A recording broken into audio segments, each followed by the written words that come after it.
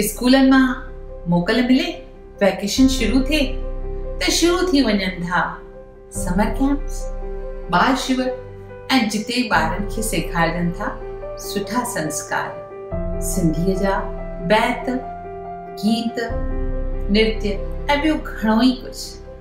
पंहिंजी ॿोलीअ जी सुञाणप, पंहिंजी ॿोलीअ खे अॻिते वधाइण जी हर मुमकिन कोशिश करे रहिया आहियूं असीं सिंधी। ऐं इन कोशिश में साथ ॾियण जे लाइ सिंधी संगत पारां अंतरराष्ट्रीय नर्सरी राइम कॉम्पिटिशन रखी वई आहे 15 जून खां। 3 सालनि जे ॿारनि खां वठी 8 सालनि जे ॿारनि ताईं। छाकाणि जो सिंधी पखिड़ियल आहे हर शहर में, तंहिंजे करे सभिनी सिंधी ॿारनि ताईं पहुचणु नामुमकिन आहे।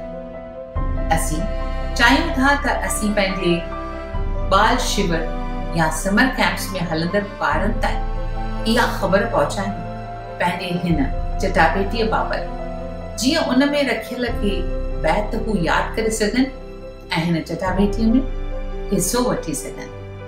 हिन में इनाम आहिनि 20।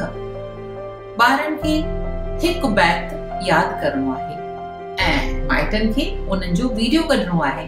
वीडियो कढी असांखे मोकिलणो आहे, ईमेल करणो आहे sindhisangat@gmail.com ते। शिविर में हलंदड़ जेके बि टीचर्स आहिनि, मास्टर आहिनि, उहे जेकर ही बैत ॿारनि खे सेखारींदा त ॿारनि खे विश्वास थी वेंदो ऐं सुठे नमूने में सिंधीअ में बैत चई सघंदा। उन्हनि खे हिकु मौक़ो मिलंदो इनाम खटण जो। उन खां सवाइ इन्हनि सभिनी ॿारनि जो वीडियो यूट्यूब ते असांजे चैनल सिंधी संगत किड्स ते रखियो वेंदो, जिते एतिरा सारा माण्हू ॾिसंदा असां ॿारनि जा वीडियो।